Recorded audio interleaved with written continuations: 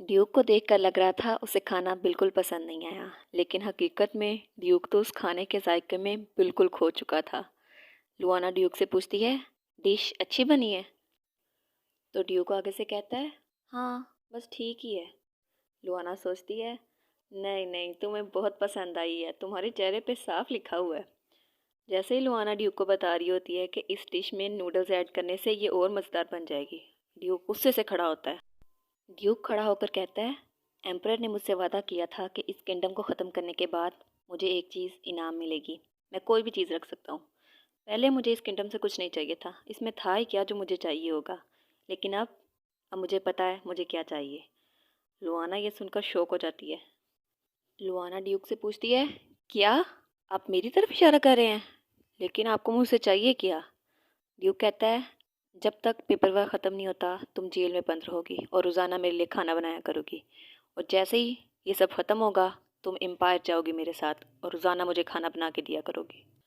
लुआना सोचती है, क्या इसका मतलब है कि मुझे पूरी ज़िंदगी खाना बनाते हुए सर्व करनी पड़ेगी?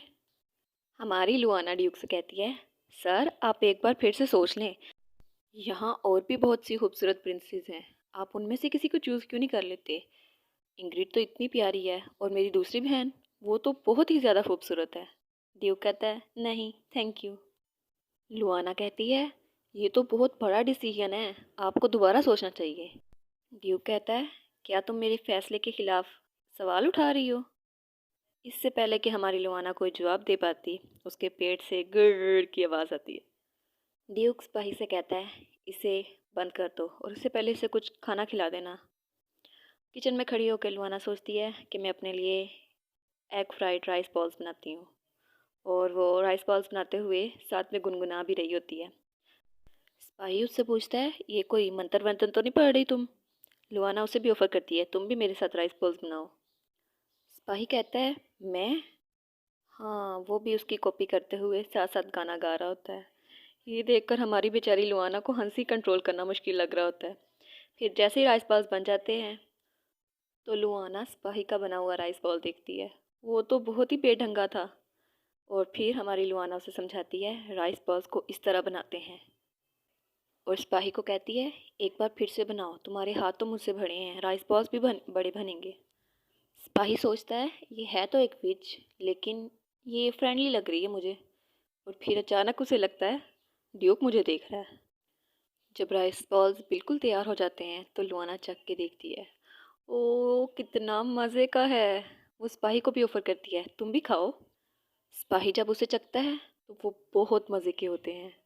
लुआना थोड़े से पैक करके उसे भी देती है, कहती है अपने दोस्तों के साथ शेयर करना और बाकी की मैं ले जाती हूँ। सिपाही पूछता है, लेकिन तुम इनका करोगी क्या? कहती है, मैं अपनी नैनी को दूंगी। सिपाही कहता है, ये तो नामुमकिन है। और वो उसे लेकर एक कमरे की तरफ बढ़ता है। कमरे के बाहर पहुंच के लुआना सोचती है, क्या मुझे सर्वेंट्स के साथ नहीं रखा जाएगा? मुझे रॉयल फैमिली के साथ रखा जाएगा? वो सब तो मुझे मेड की तरह ट्रीट करेंगे। मैं तो कभी भी रॉयल फैमिली के साथ नहीं रही, और इस कमरे में वो तो मेरा हशर बिगाड़ देंगे। हमारी लुआना बड़ी उम्मीद के साथ सिपाही की तरफ देखती है, लेकिन सिपाही कहता है, नहीं ये ड्यूक के ऑर्डर है, मैं इसके खिलाफ नहीं कर सकता कोई बात। और हमारी लुआना दरवाज़ा खोलते हुए सोचती है, आखिर मैं उस पागल ड्यूक को तो झेल चुकी हूँ, फिर ये तो फिर प्रिंसेस हैं, मुझे बहादुरी दिखानी होगी। और लुआना दिल में कहती है, ऊपर वाले हिम्मत दे मुझे।